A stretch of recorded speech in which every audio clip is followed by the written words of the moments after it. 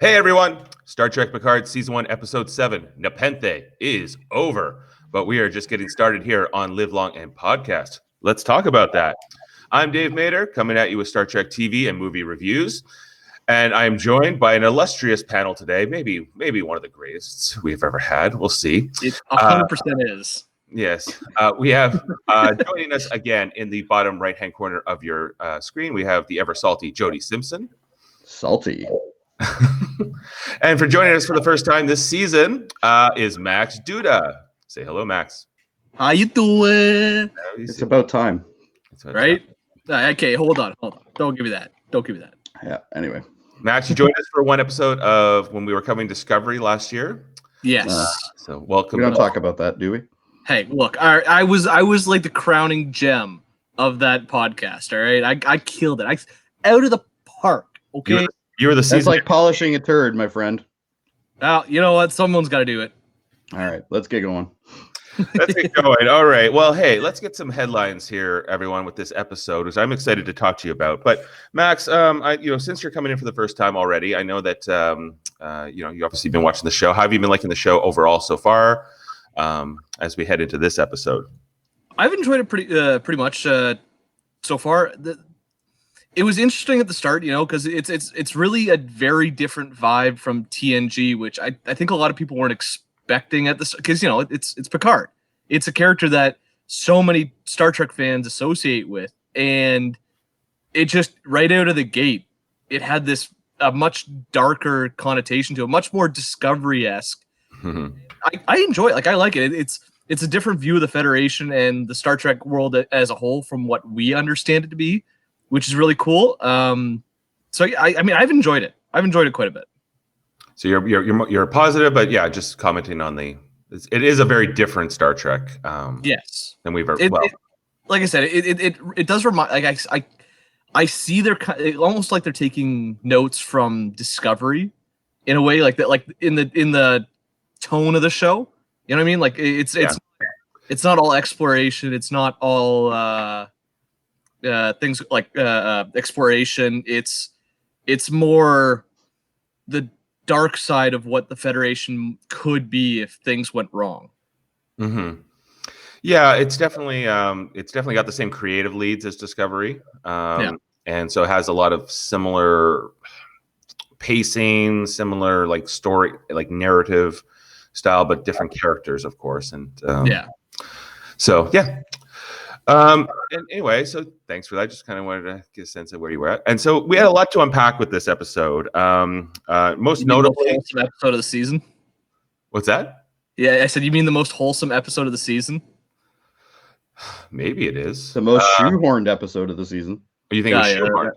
That too. Yeah. What do you mean by that, Jody? What do you think it was? Oh, this was fan service 101. Like this is exactly how you get the people who have watched 6 episodes and gone, this isn't the next gen I like. And then they're like, oh, but Riker and Troy will be there, blah blah blah. So it's like, this was a shoehorned episode. Like this was not part of the original arc. You already know this.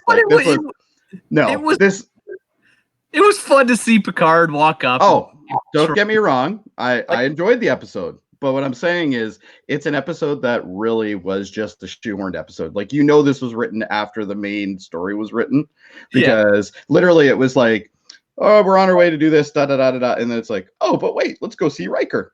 It's like they were always going to have an episode like that. That like you knew they have to bring Riker and Troy back. There was going to be stuff to unpack there. Well, LeVar Burton's going to be on it as well. We already know that now. Yeah. So all the original cast is going to have some sort of layout, right? Just to do the fan service, which is fine, and I'm not against that. I'm just saying it's a shoehorned episode for sure. Like this is an episode that really didn't achieve much for us. No, from story wise, Not really. I would say like it was kind of a moment for Soji and Picard to breathe and to sort of like come to grips with what she's learned about herself, and then I think it was like I always like seeing kind of where characters gone. So for me, like to see like where Riker and Troy have been up to all this time. We kind of get this big revelation with like they had 2 kids and one of them died, and so we got to get into that. But And then we got more like there was kind of like a few different storylines going on here, where we had like what was going on in La Serena with like Rios and Girardi and Raffi, and then also Hugh and Elnor on the Q being like chased around by Narissa, and then all the stuff there. So it was kind of disjointed, and then kind of all together they come together at the end. But we opened up on this episode with a flashback. We had Doctor, right? Yeah, we had the with Commander O or whatever. Commodore O. Commodore O, sorry, with the mind meld and all that. Yeah. And so this is what turned Girardi, who was the leading expert on artificial life in the Federation, to become like, I guess, a mole for this whole anti-synthetic movement. I watched it a few times. I kept pausing it, freezing frames. Yeah. This whole like, I'm going to show you what will happen if synthetic life is allowed to exist, is what she says. Yeah. And all I see is planets blowing up and people shooting themselves in the head or something. And what? So yeah, I had some theories on that, because I do think they're going to try and tie in Discovery with with Picard, right? And I almost wonder if this is them making like Control, like I'm wondering if this has something to do with Control coming back, because Control 2.0 or 3.0. Yeah, or whatever. Right. Because all we know at the end of the last episode of Discovery is that Discovery went into the future, and the only people that were left that knew about it all swore never to speak of it again. Right. Exactly. It was classified and buried. That's how season 2 ends. Yeah. We're not going to ever, because if Control knows it or something, then they're going to come back and just MO in Discovery, right? Was to destroy everyone. It would like the plan for Control was to essentially to destroy all organic life in the galaxy. Yes. So I'm almost wondering if something time travel-y happened where. God, I hope not. That's all I can say. Almost where okay. When has time travel ever been good in any Star Trek franchise? Star Trek 4: The Voyage Home. Okay, fair. Star Trek: First Contact. No. No. I'll give you Voyage Home, but I'm not giving you that. What else? There's been a lot of good ones. There was here's my conspiracy theory. Here's how I think that this is all tied. I think what's happened is Discovery went to the future, but I think Control might have ended up in the past in some kind of Romulan under some kind of Romulan control. Like they may have discovered him.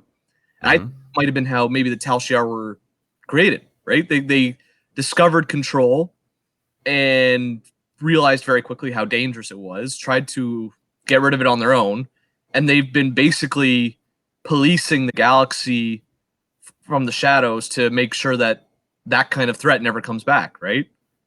Yeah, well, and if it's on the Federation side, if it's like Section 31 is doing a similar role where they're kind of in bed with each other on this, it just doesn't make sense to me that they would keep it such a secret, right? Because, well, you're saying, I don't know. That's the whole thing. And I think you're right. I think we've been saying this for a few weeks, that this is feeling more and more like it ties in with Discovery and that season 2 plot line, which I didn't like, which is concerning.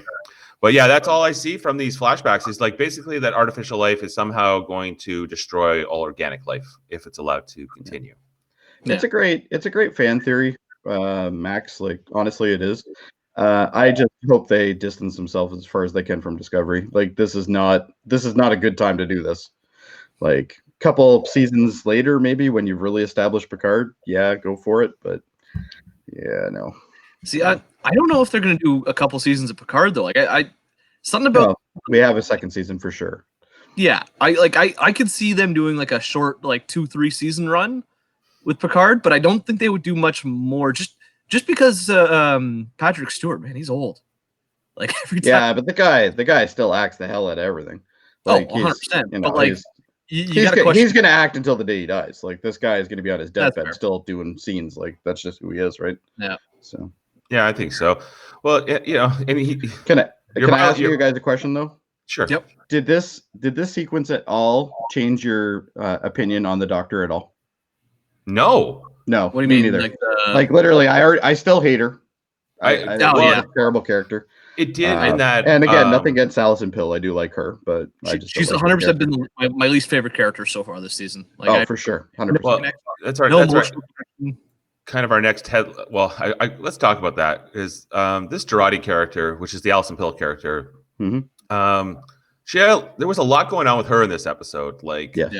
she's like, why don't we just tell them we want to go home? Why don't we just tell them, let's just go? And like, I love that Raffi was like, I remember when you came here in your cute little blue dress, and you were so excited to go into space, and now you're going on and on. And they do know that it's because Maddox died. They don't realize it's she who murdered Maddox. But like the fact that she could be flipped in like a 30-second mind meld is kind of crazy to me. Yeah. Like it's that like this, like to be so firmly now in their camp without any other context, because when she kills Maddox, she goes, I wish they hadn't shown me. And I was hoping that whatever they had shown her would have a good would pay off, would be like, oh, I get it now. I get you can sympathize. I think the writers are trying to justify her actions to make her character more likable, but no. Her character is less likable now to me. Is more of a villain. I'm the same as I always was with her, but it's this doesn't surprise me at all. Like when the Maddox thing happened, when she killed him in the other episode, like when she killed him, like I was like, no surprise there. Like, so to be devil's advocate here, I think what they're trying to, you got to remember, she's a character. She's one of the few characters we know, like we've seen in Star Trek, that has never actually. She says that very quickly early on. She's never actually been to space. Yeah, like she's only ever been on Earth, right? So you gotta imagine like that paired with the fact that everything you've been working towards for your entire life, and you're the person you have a love connection with, all of that could put the galaxy in its greatest risk ever. Like it could cause the death of trillions. She says trillions of souls. Narissa says this in the episode. Yeah. And like that's a lot. That's a lot mentally for one person. Like I can kind of understand the thought process of her dealing with that, but at the same time, the character itself just seems like it's got no direction. Like they're kind of trying to throw her in every different direction they can to see what's one trick pony. Yeah. Yeah. So well, I think that the reveal of her being like this mole for O and for the Jot Vash and whoever is behind all this, I think it came too early. Honestly, in this because a lot of ways this season is very cinematic, right? It's like a movie that they've kind of stretched out over 10 episodes in a lot of ways. Yeah. And I feel like this like to have her revealed as this who like why she's not working with the team, that she's a mole halfway through. Like I think the reason they did that was because we see her kill Maddox, right? Like so right off the bat, she has some kind of connection to the Telshar, the Vacha, or and like the one essentially. So I think that like showing that as early as they did kind of screwed them. Like they had to show her connection to everything else now because they gave it up so early, right? Like it was one of those things that like as soon as they did it, it was like, oh, guess we got to follow through now. Because otherwise, you're sitting on this for what 3-4 episodes, and we all know, she knows, but we're not getting that information relayed to us, right? Yeah. Right.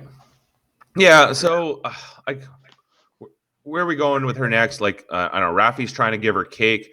Like the fact that Rios and Raffi haven't figured her out. Like especially after these events. Well, Rios for sure, because like he should have already figured this out by now. Because later on in the episode, he's talking to her. Like I think Raffi might have been flipped or might be the mole. Like basically saying. Then she says it was her, and he's like, yeah, sure, and like goes up and still accuses Raffi. Like I was sure that Rios was just like playing a bait and switch here. He had figured it out and was right. But no, he actually like what he says to her is apparently true, where he believes that Raffi is the one that's suspicious. I'm like, if anyone's acting suspicious, it's Jody. Well, Raffi was very suspicious when she came back. Like, let's be fair. She didn't tell anyone about her kid stuff or anything. She just was like, "Yeah, I'm not coming back. See you guys later." And then as they're leaving, Picard's like, "Oh, Raffi's back. Okay." Mm-hmm. Yeah. So, like, it was very suspicious her coming back, but when the doctor straight up tells him it's me, and he's like, "Nah, yeah, okay, you're funny," and then still goes and accuses Raffi. Like, what the hell, Raffi? This was laughable. Like, Rios has been pretty smart up until now, like a pretty competent character. But I'm like, oh, you're just come on. Actually, Rios might be one of my favorite characters so far in this season. I like him. He's the only thing lovable on that ship right now. That's for sure. Because I like that. I hate Raffi, and I absolutely despise the Doctor. So, one of the things I like about Rios is that, like, he's got all his personalities, right? That are basically like the emergency medical doctor, the tactical support, like all these like holograms are just him with different personalities. Yeah. And I'm like, but this is what bugs me about this. Why doesn't Rio know this when the fact that he has all these holograms that are always listening? Like, I can't say like 3 words without my fucking Google Home going nuts. So you can't tell me that the hologram doctor that is listening for, medical emergencies didn't see something. You know what I mean? Like, they're so interactive it's now. Probably a subroutine for them where like the emergency medical doctor only shows up when there's something like some kind of medical issue that it detects, right? So otherwise, but he did show up. He showed up and he's like, I believe you're suffering some sort of mental issue, So, like, why wouldn't that be reported? You know what I mean? Like, why doesn't Rios know this now? That's the thing that bothers me about that. Confidentially, I honestly, whatever. I have no idea. Yeah. No, but you see what I'm saying, right? Like, it doesn't make a lot of sense. Like, I understand it would be a lot easier to do it that way, but of course, they're going to do it a different way. Anyway, Jody is a pain in the ass, and I think I think your little title at the bottom is perfect. That sums it up. She is a head case. Okay. So is Raffi, mind you, but there you go. Yeah. All right, just let's the big headline, of course, from this episode is the Troy Riker return. This is where Picard flees to, just to give us a little maybe image here that we can see. They're just doesn't that warm your heart? There is that fan service right there. Oh, come on! How beautiful! I want to be in the middle of that hug. I really do. Yeah, this warmed my heart. I gotta tell you, like, it really did. Like, if you didn't have like some emotional reaction to that, you were a soulless bastard. I'm gonna be very honest with you. Yeah, I will say for sure, I did enjoy it. Yeah, like, so Picard. It is fan service, like 100%. Like, there's no ifs, ands, or buts around it. But yeah, we're always gonna have this anyways, so might as well rip the Band-Aid off. Let's do this. Let's enjoy it. Oh, and the only thing that really bothers me about this entire thing, we like to catch up with them, blah blah blah. The one thing that they never bothered to point out as to why was the fact that, like, when they're talking about, Picard's talking to Riker about how, like, he's in some shit, and Riker's like, I'll support you 100%, I'm your number one, blah blah blah. I always will be, whatever. The thing that bothers me about this that they didn't bother to tell me is, why does Riker have all these defenses on this on this house that he has? Like, did he get into some shit after he retired? He says in the episode that, like, there's some native life. I can't remember what he calls them, but the Zinti, he says. Yeah, there's some sort of native life on the planet they're on that could be dangerous. Yeah, I get that, but it seems like a little overkill. Like, the guy has Federation technology coming out of his ass. Like, you can't tell me they don't have a sentry gun they can just put on the top of that fucking thing and be done with it. Like, why does it have a cloak and all that? Like, the cloak makes no sense if they're going to be native to my argument to that would be that, like, I bet you Picard had the exact same stuff on his estate as well. Like, it's I'm sure. Yeah, their former, maybe it's like their version of the Secret Service, right?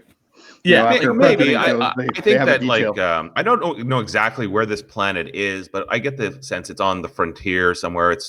It's it's a few days away from wherever the Borg cube was at the very least. Yes. Yeah. And so perhaps they just have more of a chance of raiders or like pirates, whatever, coming through. So having those kind of defenses, I would imagine you would need that on Earth as much because Earth is so heavily protected by it's the Federation capital.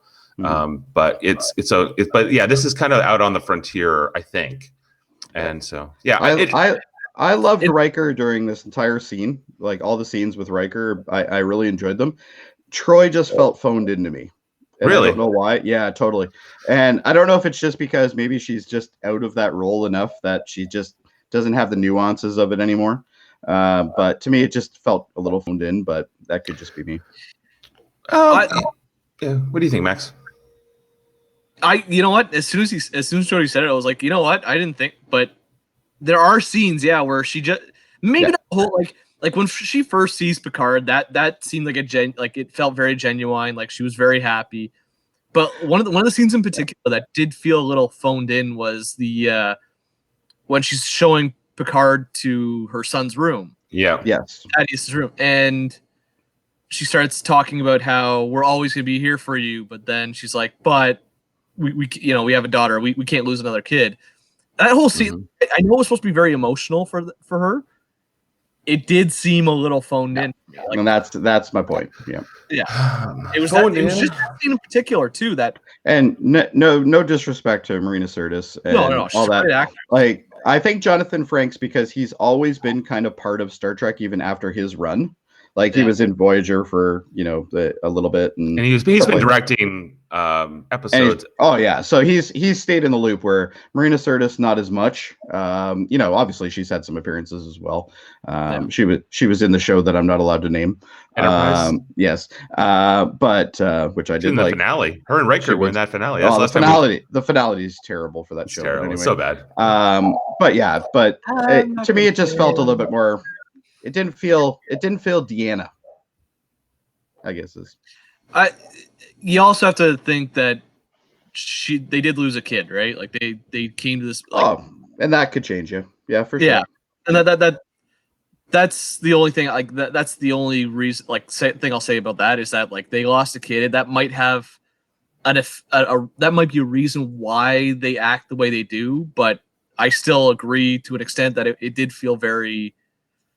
Didn't feel very true to their characters. Yeah, like Riker, it feels like Riker is just completely on point to what he always has been, and that's just who he is, right? And he's doing the same expressions, all that stuff. Where Marina Sirtis, it almost feels like she's been taken out of the role for so long and then put back in, and it's kind of awkward. It almost feels like it was supposed to be just Jonathan Frakes, and then they kind of threw her in at the last minute. So it was kind of like not as much direction or something. I don't know. Now, I did think she would I did love the scene when they're in the garden there and she's kind of counseling Soji, and then that was good. Yeah, and when she snaps at Picard and Riker, I'm like, okay, there's Deanna Troi. Yeah. Oh, for sure, 100%. Yep. Well, I thought I like that. So just to kind of go through it all, we meet the first person we meet is Kestra, who is their daughter. Named after the sister that Deanna Troi never knew, the one that was her death was covered up by her mother. I don't know if you remember. Caucasian Princess Mononoke. For anybody who knows the anime reference there. That's exactly what that was. You son of a bitch. you knew that one then. That's going to be in my head for a week. Thank you. Oh, literally, the minute she popped out of the woods, I'm like... Why, because of the makeup or is this an anime thing? Makeup, or what's going on? And like the mannerisms, Jody's 100% right. That was a Caucasian Princess Mononoke, and thank you for putting that in my head, asshole. You're welcome. What did you think about this actress that they got to play her? Oh, she's a very talented girl. She's been in a lot of stuff already. They gave her a lot to do in this episode. They gave her a lot of dialogue. Did great. She handled herself pretty well though. Like she was very grounded. I felt like she really did fit into the dynamic, like the Troy Riker dynamic with the three of them. It's a shame we didn't get to that the son was like. I would have loved to see what the dynamic with all four would have been like.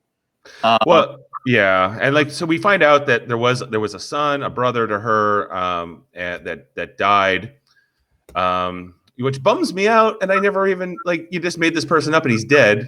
And for some reason, I saw a picture of a baby of him. I saw a baby, but like I shouldn't feel a sense of loss. But I guess because I'm kind of invested in Troy and Riker as characters, I feel bad for them. Weirdly enough. No, that's fair. Like that's what they were trying to do, right? Like these are characters that, if you were a big TNG fan, like these were some of your favorite characters, right? So know that this is like how their life has gone, and they tried to have this happy life, but they ended up losing a kid that we never knew about. Like it sucks. It sucks. I would have liked to have met him or seen his character, and the way they describe him, that he was like he made up his own languages and all this kind of. I'm like, this seems like interesting because, Troy and Riker are exceptional characters, and therefore their kids would hopefully have the same thing. I also found it very amusing that like they talk about how like Kestra there, she mentions how she's like, oh yeah, Picard, because he's the greatest starship captain ever, and she doesn't believe it. Like she doesn't believe it herself. She's kind of like, Picard seems like a dick. This guy, yeah, right, yeah. But so I'm curious because obviously Riker still talks very fondly of him. I'm sure Deanna does, and I bet you the son Thaddeus was probably very enamored with Picard as well. So I'm wondering if like,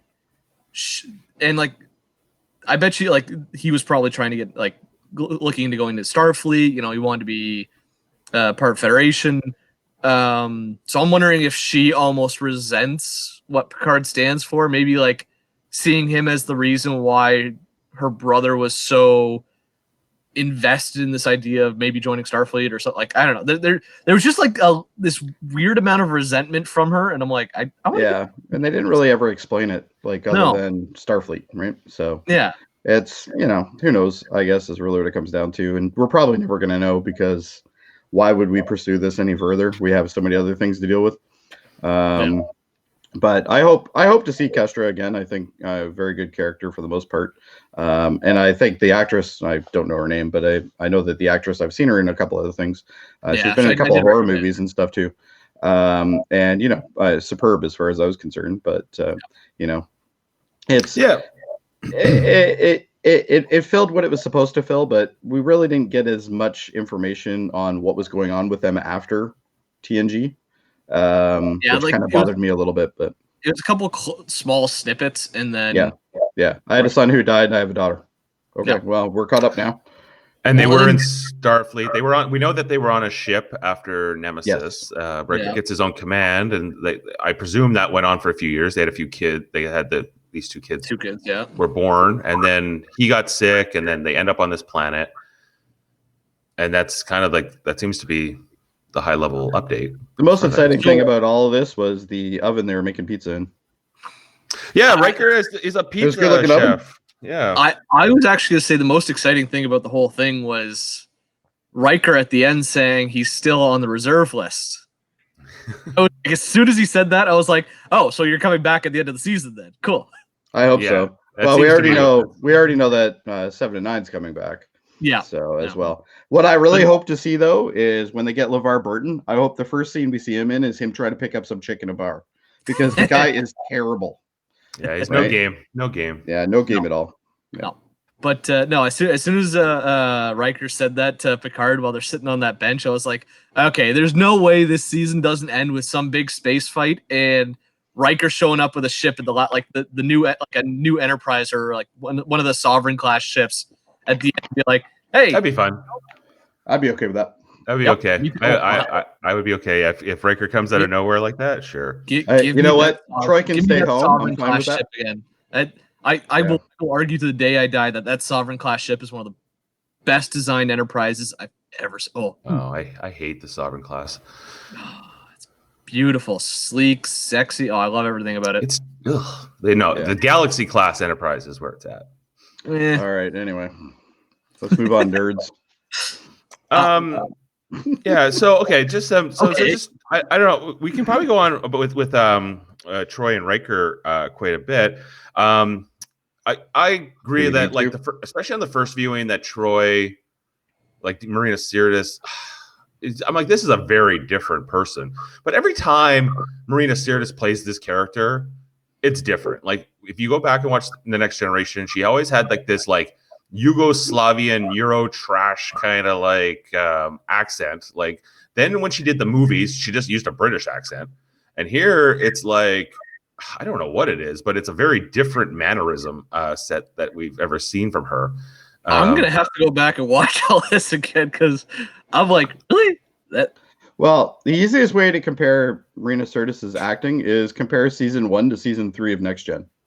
That's the easiest way to figure it out. It's like night and day. It's literally like mirror universe kind of shit. But what I did like when she first shows up, and she just looks at Picard and she immediately can sense his emotion. She's happy to see him. She knows he's in trouble, and then she quickly kind of figures out that he's dying. Yeah. She puts all this together just from his feelings. I like that. I'm like, that was earned. That pays off because she knows him so well. That was the best scene with her in it, I think. Yeah, and then I was actually kind of bummed they didn't have a scene together where they went a little further into that. Right? Like she she can tell. Why didn't you Well, the problem our story is following Soji, right? So they have to get the Soji shit in.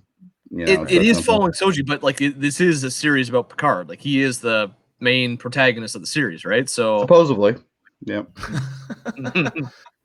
Well, and then when we get Riker and Picard together for the first scene, I love that. As much as I loved seeing Diana see Picard, Riker seeing Picard, I was like, I thought they were gonna kiss or something. I for sure. I wrote this down because Riker goes, "Oh man," and then because he's got his jazz. Well, he's looking going. at the window trying to figure out what the fuck's going on, and Picard's already like broken into the house. He's like, Picard's like, so much for your shit. Right, but the look between them feels you screwed up, number one. Well, I agree that look between them was pretty deep. There was some definite like inappropriate touching and a turbo lift kind of look to it. I had a half chub just watching it. Like, all right, we're gonna get some old people excitement. Well, I don't think we've ever used the term chub on this show. I bring new things everywhere I go, Jody. I'm not against it. Yeah. Right, so then then Riker goes, "You're in trouble." Shields up. We kind of covered that part. Troy says, "Oh, I can't read the emotions of Soji." This will set up later when Riker completely schools Picard. He's like, "I've figured out what's going on. I know all the details." I love that scene. That was one of my favorite scenes with him. Yeah, and then I guess Kestra, who says she's a pacifist, she caught that bunny in the woods, and then she made a sausage for the pizza out of it. Is that what happened? Like she didn't even just kill the bunny. Like she skinned it, right? She brings it back as a meat. Like it's got no skin. Like I'm like, oh yeah, you're a pacifist, all right. I was like, there's actually a line where Riker says, "We don't enslave animals for food purposes anymore." If you're a vegan out there, I would imagine go because in Star Trek, like, you have replicators, you wouldn't need to do this. So what the hell is she doing? Replicating like rabbits and then going and killing them? And skinning them? No, she killed a real rabbit. That seems even less humane. Somehow. I'll create you to kill you. That'll get Peter's ass involved very quickly. Yeah, let's get Peter on these. They're not very PC here. Anyway, that's just a little thing. I just hope she comes out of the woods. Like in a future episode, I hope she comes out of the woods wearing an animal skin, like fresh animal skin. She just puts it on. She's like, "But I'm a pacifist." Yeah, she's wearing like a wolf suit. She's a Vavine or whatever. The Vavine. Yeah, the made-up language that no one cares about. All right, great. And we get well, it wasn't our first scene, but this is like a bigger kind of solo scene with Kestra and Soji in the bunk beds talking to each other. Mainly, this serves a couple purposes. One, to I guess give Soji the information about who Data was and what he did and what he's about, and also to I think they have a connection between these two. And I don't know if that's going to be important or not, but it seems like they're pals. I think it was that just genuine amusement and Kestra's going to be in Starfleet someday. Like there's no ifs, ands, or buts around that. She has that explorer's mind. I don't think she's going to be in Starfleet, but she's definitely an explorer. Fair. No, I think there'll be too much resentment to be in Starfleet. But anyway, interesting. Okay, I don't know. How old is Kestra, by the way? Like roughly, I'd say like. You're getting the gist of around 12 to 14, I'm guessing. Yeah, I was just going to say 14. Yeah. Yes, but yeah. They don't really make it clear, but also, anyway. Why does she have a? Okay, this is just like me being like why does a 14-year-old girl have a bunk bed to herself? Like, it's not like she's got friends coming to stay over and hang out with her. Like, they're on a planet, as far as we know, that's largely unpopulated. Why does she have a bunk bed? There's at least one other person on this planet, I think, because somebody gave her a compass, a captain even older than Picard, I think is what she says. Was because remember she's contacting the captain at the dinner table there. Like that was the guy that gave her the compass. Okay, but he's not on the planet. No, I don't think so. I think he's like a Starfleet captain. Okay, yeah, I wasn't. Yeah, so I thought, okay, so maybe it's just Troy, Riker, and Kestra on this planet. Maybe. We'll see. I don't know if we'll get those answers, but yeah. So yeah. Anyway, like, did you like the relationship between Soji and Kestra? I did. Yeah, I thought it was good enough. I like the amusement, and it really worked to like kind of. I almost think Kestra's main reason for being there was to kind of force Soji into accepting what she was, right? Like the main reason Kestra was there, like, and asking all these questions, like as a character development kind of standpoint, really forced Soji into think like, okay, well, what can I do? What can I do? Like, what am I essentially, right? Like, because she just found out she is a synthetic, but she doesn't know how advanced. She doesn't know she doesn't know the specifics, right? So I think what this scene did was to really explore what Soji is. Yeah, so this is just to help from her character standpoint. Yeah, the biggest thing that this scene showed me was how bad of an actress Soji is. You don't. Oh, so you're not compared to that girl, night and day. Yeah. So, I'm not so down on her. Yeah, I'm not. I was gonna say I'm not down on her. I'm not saying she's a terrible actress. I'm just saying, like, when you have this 14-year-old girl who's acting the shit out of you, that's an issue. So, all right, I guess that's fair. And then finally, we had the scene with in the bedroom with the son, which we kind of covered already. But I don't know. The second time I watched it, I kind of got it more. Troy, like, I don't know. It's one of those things as a parent. I think this idea of like losing a kid. I don't know. I kind of empathized with her, and she's kind of like, Picard. I know that Riker said, stay as long as you want, but yeah, please keep in mind that like we have been through a lot. Please move on. And so the episode was jumping back and forth between like the La Sirena and this, but let's just stay on this for now if you guys are good with that. Yep. And so we get the Picard Riker scene first, where they're out by the pizza oven.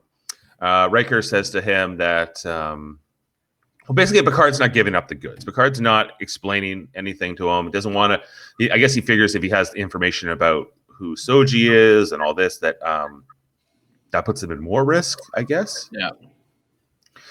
A lot of these scenes in this show have been about people kind of telling Picard he's wrong about things or he needs to learn new things, which is interesting. That this is like a 94-year-old man who's like done so much and still gets a lot of things wrong. I guess. Like it's not as wise as you would expect him to be. right? And then Soji comes by, she gives a head tilt, and he's like, I got it. You won't tell me what's going on. The Romulans are after you, clearly. The head tilt that I mentioned a couple episodes ago that everybody was like, whatever. Totally true. Yeah, and Riker's a very smart guy, but to put that together was something else.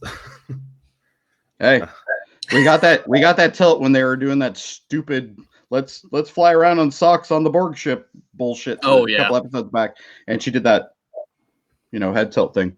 It's like, fuck, that's brain dead easy. Yeah, but I'm glad that they brought the tilt back again, so then that way they could actually point it out this time. So that was cool. I like that. Yeah, so Riker's figured it all out. I assume they tell Troy this at some point. But I think she knew right from the get-go, right? Like maybe not that she's Data's essentially daughter, but because right off the get, she does say like she can't read Soji, right? Like she mentions that after she. Right, so that's what gives Riker that knowledge. Okay, Troy can't read her. She did a head tilt. Yeah. She's an android. Yeah, I think like Troy knew right from the get-go that she wasn't at least a real person. But let's look at Troy's track record when it comes to reading people, because this woman who supposedly can read everybody has such a hard time when the plot is convenient for it. I don't know. I can't read this guy. It's like.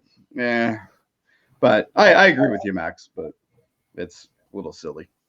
Yeah, right. I mean, you can only do so much, right? Like you gotta have some. I'm trying to think of the word for it. Well, let's talk about Troy. Let's talk about Troy. Okay, so Troy gives Soji a tomato. And she gets to eat some real food, and then Soji kind of breaks down and like Narek was he used me and then he tried to kill me, and then I guess that's sad, but because she wasn't using him for anything. Anyway. Well, and like here's what I think, like he's a Romulan, right? Like not only that, you knew he was a very secretive Romulan. And not only that, but you're also synthetic and you're pretty smart. Like this is... Well, she didn't know she was synthetic at the time. Of course not, but you're so put yourself in, like, from what you know of the Trek universe, like even at that time period. Yeah. If I were to meet a Romulan that was very secretive and wouldn't tell me their name, I'd be like, I don't trust a thing you say ever. No, I thought you were gonna say I have a half chub and I'll jump in bed. Well, if the Romulan looks like let's just move on. Move on, Max. Let's move on. Okay. Well, what we also get, so there was that Soji's damaged or is traumatized, I think is the better way to say it, through what happened with Narek, which I get was not nice what he did. But we learned in this scene also not hard to figure out it was going to happen either. Like that Thaddeus Troy Riker, their son, he had died of a silicone-based virus. And it could have been cured by an active positronic net, like an android brain. They're saying basically an android brain could have cured our son's disease, but Data was dead, and there was this was the biggest fucking stretch they've brought so far, eh? Yeah, Holy I was like, okay, so you're telling me you couldn't build a cyber, like a matrix and not make it a synth? Well, when the thing that doesn't make sense to me here is that, okay, we saw in episode 1 or 2 that the B4, which was Data's brother, predecessor, whatever, that they have him in pieces at the Daystrom Institute, like he's disassembled. Yeah. But if you could turn him on, just turn his head on, and then cure their son's disease. Wouldn't you do that? You kind of get the impression that maybe not everybody knew that was there. That's fair. But Riker would know. Riker and Troy would know. Picard didn't know. Riker's busy, jumping over chairs, and propping himself up on things. Think of how high up Picard was in the chain of command, and he didn't know. He was surprised. Exactly. And if anybody's gonna know more than Riker, it's gonna be Picard. Yeah. So Riker's still on the active reserve, and Picard was Picard was out a fucking admiral 14 years ago. So It's been a while. He doesn't have any security clearance anymore. well, they don't even know him at Starfleet apparently. Yeah. Who are you? Oh, how do you spell you're your last Picard? name? You want to put the visitor's badge on? Can we not talk about that scene? Like that scene still Oh, that drove me nuts. But anyway, I was like, you had really. Yeah. The guy's got probably pictures all over Starfleet. Somebody knows who he is. Yeah, like you're telling me that because of one incident, you're gonna tear down everything that Picard ever did for. Yeah, like pretty much everything to do with the Borg invasion. He only saved the planet and the galaxy like just a couple times. Yeah, just count it on two hands because you can't. you might need some more. But it's pure hubris that admiral told him. Yeah, he's just full of hubris. Let's move on from that because. So Soji's like, well, I don't know if I can trust you all. You give me tomatoes and you're nice to me and whatever, but how do I know this is not all fake? And then Picard kind of, he mocks her. He kind of is like, yeah, I wouldn't trust us either. We're only trying to save your life, And he's just, dumb bitch.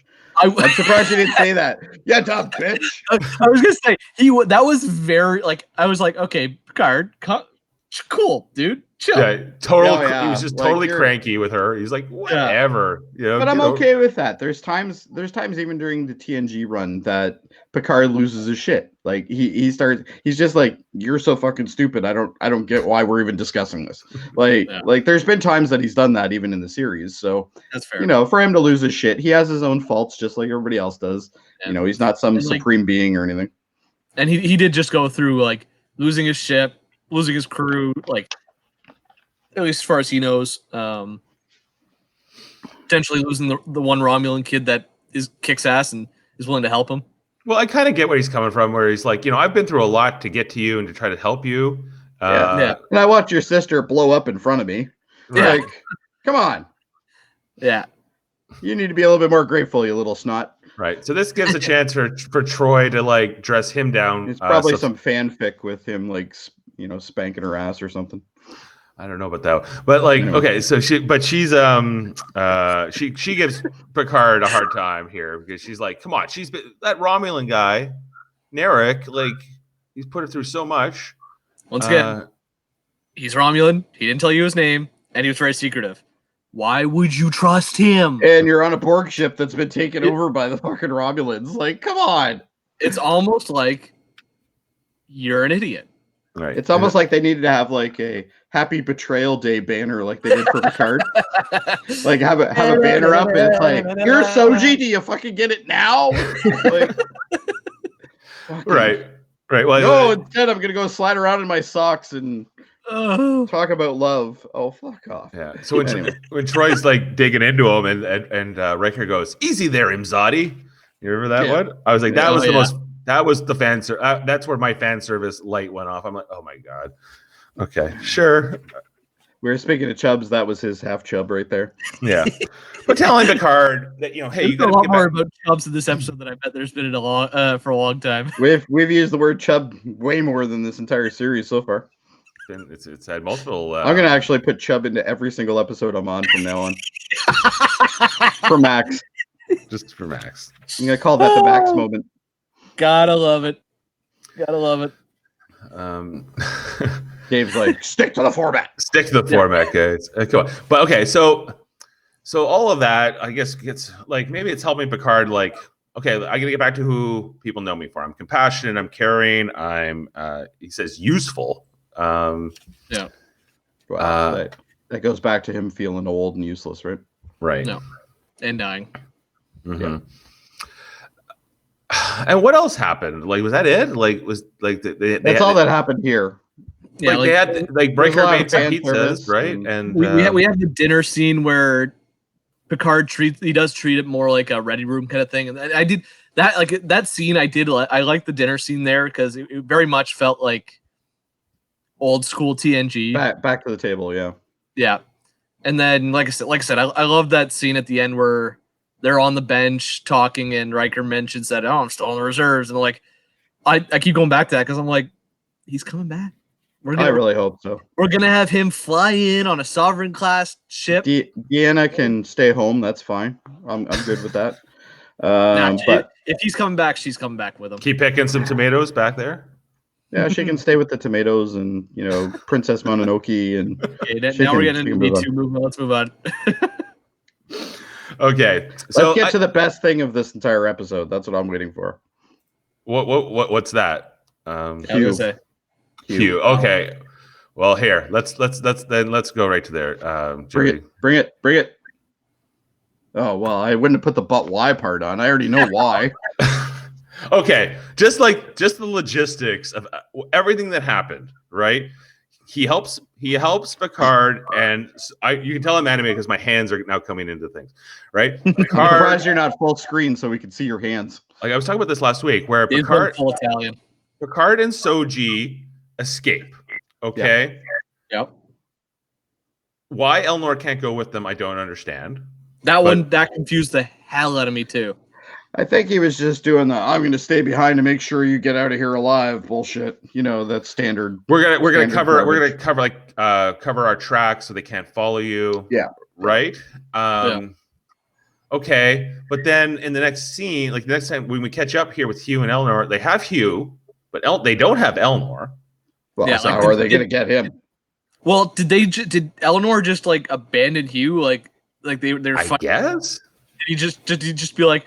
You get the gist that they got kind of like separated somehow. I guess but so they get really separated, and then she's killing off all of his like Borg buddies, right? And then he shows up. But then they leave him alone, and Elnor finds him, and then they're together. And then he's trying to protect him, but she throws that dagger into his throat, and then he's dead. I'm like, okay, but why? Like they killed Icheb a few weeks ago. Well, he was dead, which was absolutely fine. And totally now they've killed Hugh. I'm like, are they just bringing back characters to kill them? Like, God, I hope they bring back Alexander somehow, and maybe Wesley for some. Even though I do like Will Wheaton, but I'm pretty sure Will Wheaton was confirmed to be coming back at some point. Oh yeah. Oh really? Well, that might be interesting. I thought I heard it'll probably be some scene with his mom, and they'll be like, she's retired admiral now or something. No, the big thing about the whole Hugh dying thing, there was two problems that I had with this. Number one, how he died, because that's just ridiculous. Mm-hmm. Like the guy that used to be a Borg, like. Well, she had so many chances to kill him too. Like she could have killed him there. I mean. I'd rather have Hugh kind of go out and take over the Borg cube and go run it into a fucking planet or something. That would have been fun. Right, but it doesn't make sense. What didn't make sense to me is that because she's killing all these Borg buddies, right? And then she's like, "I can't kill you because you're a Federation citizen, and we have a treaty that doesn't allow me." But I'm like, is that really going to stop? Really going to stop you? Like, you're Romulan. Since when is that going to stop you? Y'all literally jumped in, like, teleported onto Earth, murdered a citizen of Earth, and then tried to murder a bunch of other people at Picard's estate. And you're telling me you're going to draw the line on this Borg cube that you control, and you're not. This is where you're going to be like, oh no, we're no. This guy, right? He already had committed a crime in helping him escape, right? Yeah. Like, or helping. This literally looked to me like somewhere down the line of the story, someone went, "Well, we're going to keep Hugh. We're going to do this, blah blah blah, with Hugh, blah blah blah," and then literally last second they're like, "Oh, we got to kill him." Well, how do we kill him? Well, I guess just a dagger in his throat. Like literally, it was the most non-exciting death in Star Trek. The once again, devil's advocate, it looked like it was a straight shot to the jugular, and like you slice that thing clear in half, and like what's his face pulled the knife out, like he's gonna die very quickly there. Oh, I'm all for that. Okay, how he died wasn't really the issue to me. It was the fact that you have a character who has gone through shit, and then to kill him off like that just seemed like it was literally like a last minute thought. You know what I mean? Like it just. Yeah, that's fair. But why can't Elnor and Hugh leave with Rios and the ship? Like, can you imagine? Now here's my argument to that. Can you imagine if the Romulans found the Queen Room and figured out how to control it, especially with that kind of technology, where they could transport or send people 40,000 light years away? That in an instantaneous situation. Oh yeah, it's game changer. Yeah, And I think that's one of the reasons why they're on the ship. They're Yeah. trying to figure out this shit. Oh yeah, they're trying to They're deconstructing it. They're trying to figure out what the hell's going on and how to run it and control it. Yeah, they want to rebuild the Romulan Empire. Yeah. What's the best way to do that? Use technology from a race that almost put the Federation in its ground. Yeah. And on top of that, you have a race that's known for essentially assimilating everything. So what they're going to do is they're going to simulate the Borg. That's what they're trying to do. Yeah. But why couldn't Hugh and Eleanor leave with Rios? Reasons. I don't know. It makes no sense. Eleanor, I don't really care about either. Or sorry, not Eleanor. Sorry, Hugh. I understand because Hugh his sole goal is to liberate the XPs from Borg control, right? Take them back from the collective. So that I understand. But Eleanor to just go from, oh yeah, I'm working with Picard as whatever like the term was for that. What's it called? He's co-op a lot. He's got like some kind of blood oath to Picard now, yeah. right? So like he has his blood oath to Picard, and then he just decides, now you know what, Picard, this Hugh guy, much more screwed. I'm gonna help him now. Yeah. This whole Hugh Eleanor thing is just. Well, I thought the only benefit of Eleanor not going with them to Nepenthe was that, okay, he's going to help get Hugh out of here, right? Help Hugh escape. But that's not what happened. Because they say, okay, we're getting out of here. Oh, and Jody cares about Eleanor, I guess. And so she says, well, we got to call Eleanor. And he's like, I can't go. I got to stay here. We're going to take this Borg Romulan stuff down. I don't know why Eleanor is in that. I guess because he's just dedicated to hopeless causes, I guess. Yeah, I think that's what it is, yeah. And we all think you're crazy, but brave. I just think you're stupid, really. Just let's go. You're a dumbass. Get on the ship. Both of you can leave. And that's something that we've seen through the whole series was just we've seen dumbass decisions for no fucking reason other than they're there. It's just silly some of the times. From another archetype or like a character development standpoint, because he's so because the warrior nuns, whatever, they work in extreme honesty, right? Like they tell you it is, and by my understanding, they have a way, like they almost seem to be able to pick out when people are lying to them as well. Right. So if he had been on the ship when the Jodi's having her like freakouts, like starting to like break down, from a story perspective, how does he not sit there and go, "You're lying. What are you lying about? You want to tell me now?" Right? So, that's just my thought. Like it from a story perspective. I mean that would be the only reason I can say or showrunners wouldn't have had him get back on the ship, but it's still very weak. And it's almost like they want to run like 3 different storylines at once just for fun, and it's almost like we have to stretch them out so then that way we can fill an episode, and it's like, It's almost like they're trying to Game of Thrones it. Yeah, for sure. That's actually a perfect example. I haven't seen much of Game of Thrones, but what I have seen.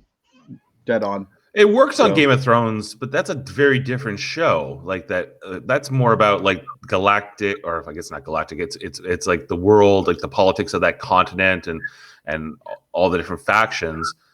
But I don't. Picard, as we've seen it so far, has been about this universe with all its different factions and the political, how the politics have changed since the destruction of Romulus, right? Like we're jumping into a Star Trek world where do we lose Jody? Bye, Jody. He'll come back. Okay. Yeah, like we're in a world of Star Trek where like this is a lot of this stuff like we've never seen before. Like this is future Trek that we've never had a chance to really explore. So Yeah, it's just that, and they've done a bit of this. They did this notably more on Deep Space Nine. He'll be back in a minute. He said, but like, I think I just from this show's perspective, I just would rather be following the main crew. I don't need to know. I have so far. I have no reason to sympathize with the Romulans. Or be on their side whatsoever. They're just we're just following the bad guys. Largely for large. And I don't need that because this Narissa character is completely irredeemable. Maybe Narek will be. We'll see.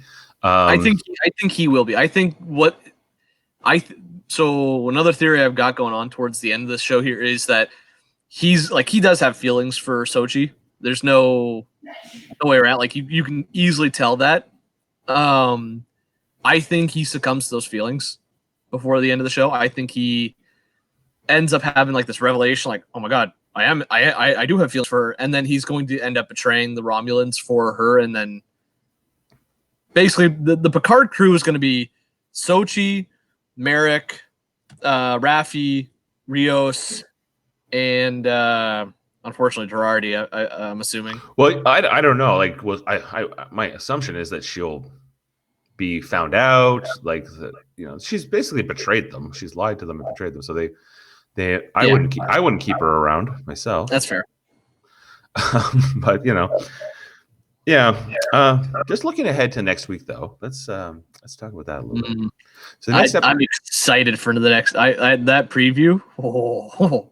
I haven't seen actually the preview yet. It's often the case because they don't. I watched the show on CTV Sci-Fi Channel. Oh, okay. Yeah. And for whatever reason, they just don't run the. They don't run it afterwards. But the next episode is called Broken Pieces. Yeah. And it's about the devastating truths behind the Mars attacks are revealed. Picard realizes just how far many will go to preserve secrets stretching back generations, all while La Serena crew grapples with secrets and revelations of their own. Yeah. Narissa directs her guards to capture Elnor, setting off an unexpected chain of events. So here's Jody's back. Okay, let's get him in here.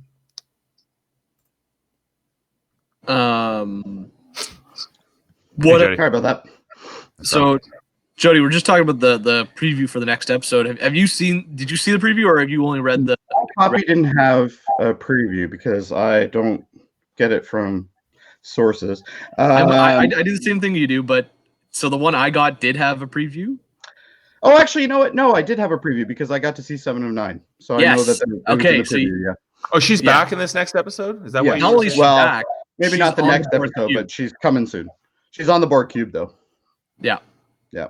So what I think is going to end up happening, at least from that perspective, I think Elnor finds her, they meet up, and I think he's going to give her that, like, tell her where the queen room is, and she's going to do something that she not intentional. I think she's going to activate something by accident, and that cube I think is waking up.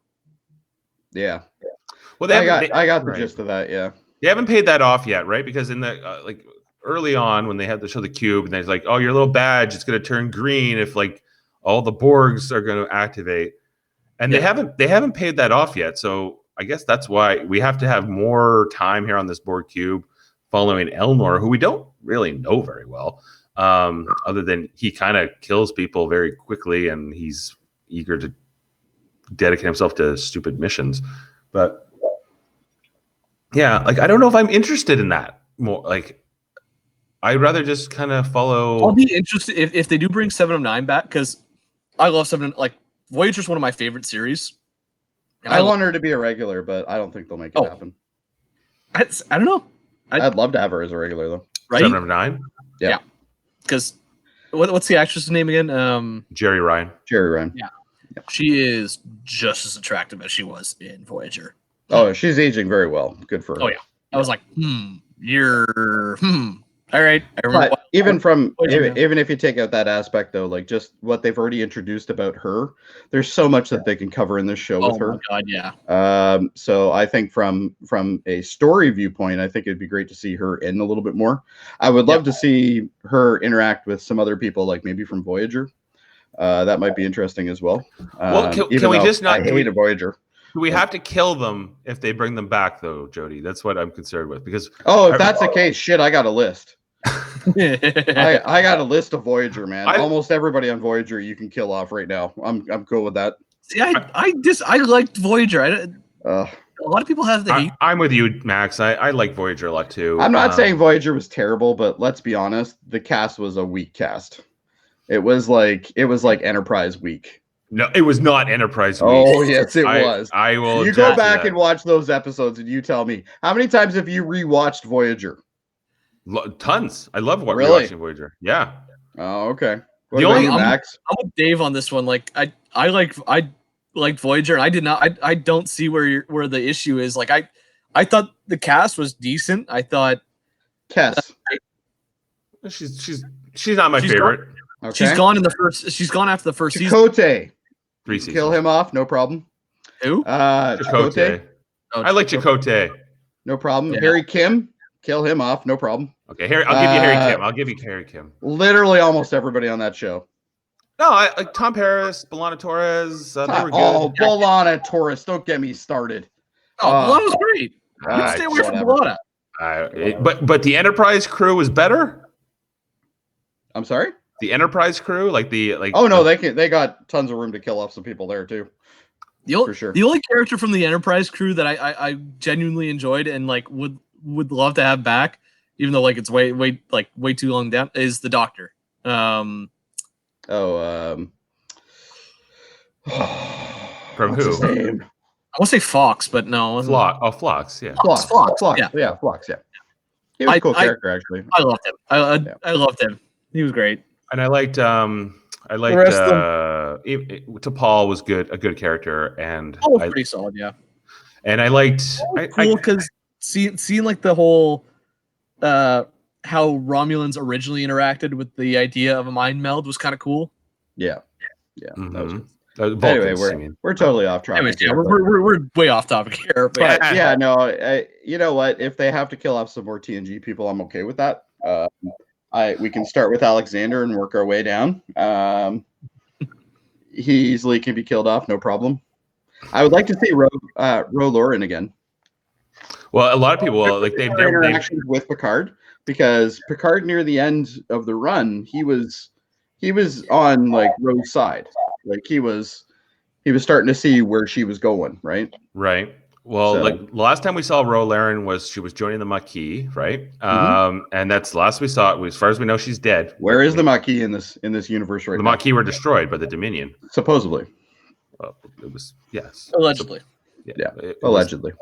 Widely reported. But wouldn't it be great, like if like 7 of 9, comes back with like a group of her fun Ranger people, and like Ro Lauren's in there?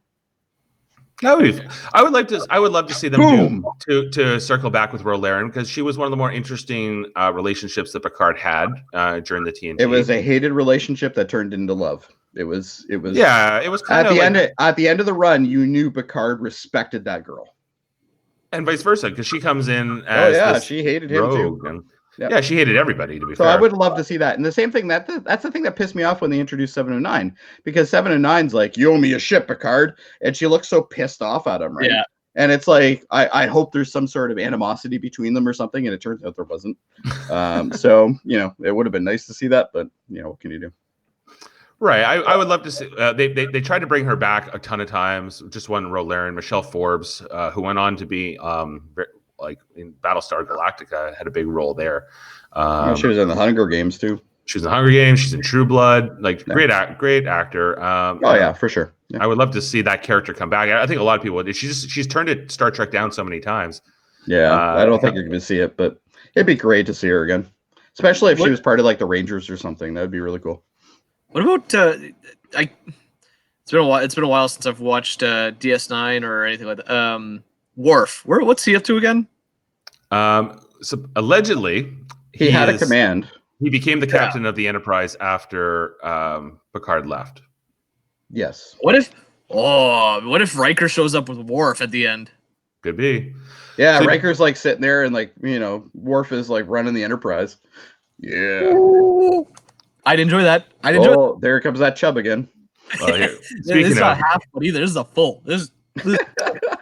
Well, so I shared this in our group where there was a photo from this episode where it was Michael Dorn and LeVar Burton were both on set. Yeah. Which I thought was interesting. I thought that I heard that Michael Dorn was upset that they hadn't included all of the characters, the whole original Next Generation crew in this show. Yeah, but if Patrick Stewart calls you up and says, "I want you on the show," regardless, you're going to show up. Yeah, I guess so. Like, it's making me wonder. Yeah, will we see Worf? Will we see Jody? You're not going to see a big role with Worf. If there is a role, it'll be a fly-by-night role. Yeah. Yep. He's probably my favorite character. What I hope happens is Seven activates the ship, and then the ship starts going fucking nuts and starts attacking everything, and then you got another Wolf 359 type thing going on. That'd be the shit. That'd be cool. Yeah. All right. Well, maybe see Cisco. Maybe Cisco shows up. Maybe I don't know. Got a little bit of a role reversal there. I'm good. I'm good with that. Okay. A little bit of a chub. I think if we see any of these characters back, I think it's gonna be wild embrace. I think that there's been as you said, there's been a lot of fan service.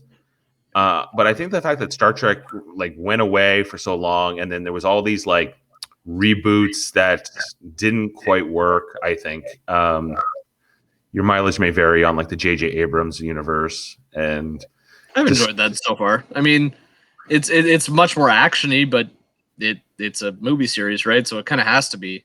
Yeah. But I've enjoyed the JJ stuff so far for the most part. I mean, right. So like you said, your mileage may vary there, and with the I'm super excited to see what Discovery Tarantino does with the next with a Star Trek movie. I heard that's not happening anymore. Not happening. No, completely got it. I know they pretty much quashed it at this point. Because I know it was on the fence. They were doing a lot of negotiations and whatnot, but it'll be what happened with the J.J. Abrams stuff. It'll be the same shit. They'll change it just enough that they can call it an alternate, timeline or whatever, and it'll be like Reservoir Dogs style. What I do know that is coming is an animated series. This is going to be an animated Star Trek show. Oh, I heard about that. Yeah, and is it the Rick and Morty guys are doing it? I think. Dan Rowland and yeah, I think so. And apparently it's going to be a lower decks kind of show. It's going to be about some junior officers that are not super important on a ship, and it's going to be a comedy, I understand. And I don't know what that's going to be like. Reminds me of that web series, The Ensigns or whatever it was. Yeah, I don't remember who did that, but it was College Humor or something like that, or it was the ordinary people on the Enterprise, right? People that are never in the show, people the red shirts, if you will. I was just gonna say all the red shirts, right? Right. And speaking of which, why don't we have all the the little ensigns? You know how you had that one guy that was always on the bridge, the tall guy with a kind of diamond cut for his hair, and then you had the girl who looked like Joan Jett in a way. Those two that were always kind of there in Enterprise in Next Gen. It'd be nice to just see them there, those background bridge characters. The bridge characters that were always kind of there, but never had anything to do. Never once were allowed in a while to talk. they had they were allowed to say more thing, and that was it. You got to pay them yes, more if they say yes, so. Captain, or something like that. Yes, aye, sir. Anyway, Hugh's dead. We're happy. He's dead. Anyway. I'm not happy about it. I'm not. Why would I be happy about that? Soji's working on her, I guess, and and some life moments. Riker's still awesome, and Troy's a little bit boring now. Yeah, I think that's the summary. That's the summary. I think that's that's about it. Could have saved you half an hour. Yeah. Anything else you guys want to touch on before we? I've said it a couple times during the course of these podcasts. They start building me up, and then they slowly bring me down again, and then they go up again. So I'm hoping we end the season on a nice up note. There's a couple episodes that have just been terrible this season. What's been your least favorite episode? Oh, still the one with the sliding socks on the Borg ship. That entire episode was terrible. That was episode 4, right? 4 or 5, yeah. It was one of those two. Yeah. I think it was 4. I think you're right. Yeah. But the Soji character, I can't say I'm terribly fond of anyway. I hope they grow her a little bit more. I want to see her go ballistic on some shit. That would be great. Oh yeah, that's what I'm hoping to see. You got a little bit of that in the last episode, but yeah, a little bit, yeah. But it would be nice to see. I want to see her pull a dodge moment and just start mucking up a bunch of raw, just beating them. Let her loose on that Borg ship for a little bit. What do you think we're I'd imagine we're gonna get some more Brent. What's that? I'd imagine we're gonna get some Brent Spiner again at some point. There'll be some flashbacks, I'm sure, or something. Like I think we're likely to get at least one more scene, probably in the finale, is my guess, with him. So that would be good. Do you guys think we're gonna get more synths in it? Like, because they are gonna try and find her homeworld. Mm-hmm. Do you think there are more synths there? Yes. I think we're gonna get to the homeworld, and I think it's gonna be like Romulan controlled. No, I think it's going to be like a planet full of more Sojis, like but a different model, if you will. Like it'll be, because they said that they're made in pairs, right? That they're a bunch of twins. Yeah. So it could be that like the Romulans get there first. And God, I hope it's not going to be like that Next Gen episode where they went down to the planet and everybody was cloned. God, I hope that's not the case. Do you remember that episode? Yeah, I do. I hope that's not how they depict it, because it's going to be terrible. I don't know. I saw that guy over in the other corridor. I don't think it's gonna be a planet of synths. I think it'll be maybe like. I think it'll be like a space station or something. No, like I think it'll be on the planet. I think if anything, it might be like maybe 8 to 12 of them. Like, and they were like Maddox kids or whatever. This is gonna be like the Wrath of Khan shit. That's what this is gonna be. It's going to be the same idea. They're going to be exiled or something like that. Yep, that I can see that. Yeah. Well, it could be like that Enterprise episode where all those, like the new, it was like Data's ancestor, right? Had all those like augment kids hid away. Yeah. I would imagine something similar to that, where it's probably like a dozen or so. Yeah, I don't think we're going to find a whole planet of them. No. But a few, or like a handful of androids, and they'll all be in pairs. Yeah, I think. Okay. I'm curious to see if they were like, if Soji shows up and they're like, sister, and she's like, I have no memory of you. What's going on here? Or it's just all Sojis? I don't think it'll be all Sojis. I think Maddox. I, for one, would be okay with that. She's a good-looking girl. Oh yeah. But you're not so big on her acting. At times. For sure, yeah. But no, I do think Maddox would have done different looks for each pair. I would hope, yeah. Differentiation and distinction, right? I would imagine so. Yeah, I just hope they stop these Romulans. I don't even care if synthetic life is going to destroy all the life in the galaxy. I'm tired of these Romulans. Let's beat their ass. That's where I'm at. Romulans. I'm sick of them. I'm sick of their shit. You're never gonna get rid of like look at Picard. Picard never had a good time with the Romulans, and he still tried to save them all. Yeah. Big mistake. Big also, mistake. Could we please bring back the Picard's pair, like Romulan mom and dad, to help him out? Like I know they were supposed to stay back on Earth to like look after the estate. I love them. They were great characters. Yeah. Bring them back, please. Jabon and whatever her name was, but you know, I liked them. As well. I thought I wanted them to come along and be part of the crew. I did too. I've said it in every series ever with Star Trek. I want to see Section 31. No, don't be careful what you ask for. I want to see that. If you see enough Discovery, you'll. No, I haven't, but I've seen enough to know that Discovery is terrible. Well, Discovery kind of ruined Section 31 for me largely. So. Oh, really? Because they turned Section 31 into just like basically the CIA, they're supposed to be like the Illuminati. They're supposed to be like behind the scenes. They're supposed to be the guys that are coming up with all the new tech and shit too. So right, but they're cloak and dagger. They're behind the scenes. They're the Jacques Vache of Starfleet.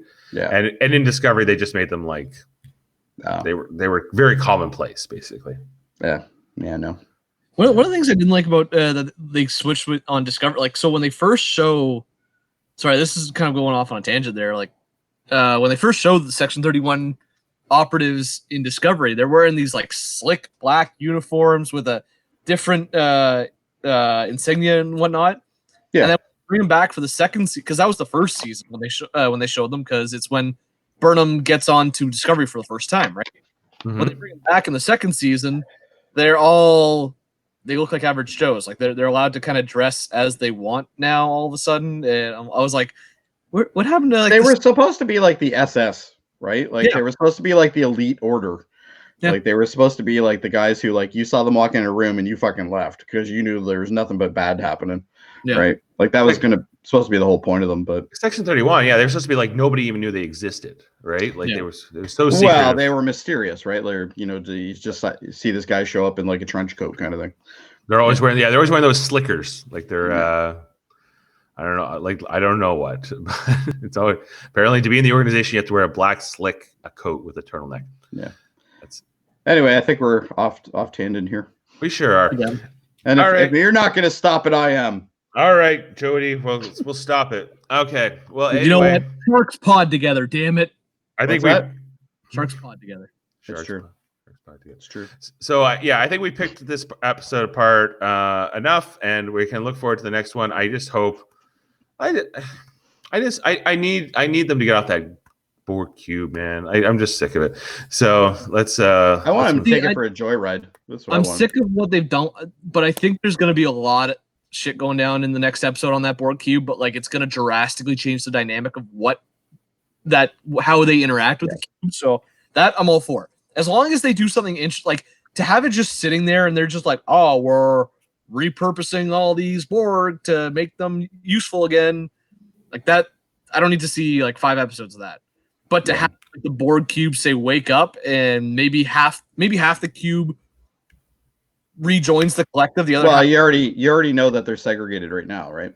So Yeah, there's exactly. There's areas of the ship they're not allowed to be on, and but stuff like that. so right now, like those areas, like those Borg that are in those areas, they're not connected to the collective, right? Like they're They're cut off right now. Yeah, they're connected to each other, but not to the bigger. Yeah. collective. So what I'm saying is like I want to see maybe that half that's not connected to the collective, maybe it does reconnect, but then the other half is still isolated, right? So like it's almost like an internal war within the cube itself.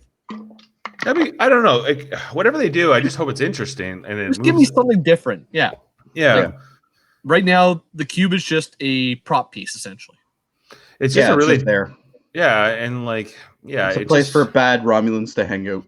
I thought that the main part of it was that we would have it was Soji's story, and now she's not there anymore, but we're staying there. So I guess that's the part I'm still trying to figure out. Okay. 7 and 9. That's why we're there still. That's why we're there. Well, and now she's gonna find. I don't know if she knew Hugh or not, but she's gonna find out Hugh's dead. She probably did. I don't think she cares. I think she's pretty like she seems to have like a almost like a family connect. She builds almost like a family connection with all the Borg, like ex Borg, right? Right. So I think. Yeah, but when you look at what was the weird name one from Voyager, Icheb, yeah. Like with Icheb, she had the ability to interact with him. She's never interacted with Hugh, as far as we know. So as far as we know, I don't think there will be the same type of connection there. Yeah. Anyway, well, let's see where this heads next week. I'm excited to see it. Anyway, thanks to you both for joining us. For our next episode, we're going to be having Jaemeel Robinson and Tyrone Fonseca come in and join our panel for that one. So we're excited. That'll for be that. interesting. Yeah, a good episode for them to join on. So have fun. Yeah, it's gonna be good. It's gonna be good. And then we'll have in a couple of weeks we'll have on a different panel. So it's good. It's have different people come in every week where we can, and just get a few different perspectives, which I really like. It was nice having my brother Rich on this show last week. He just I watched part of that episode. It was pretty good. He has a different take, so it was good. Yep. Anyway, thank you both, and we'll talk next time on Live Long and Podcast. Make sure to like and subscribe and do all that great stuff. We love it.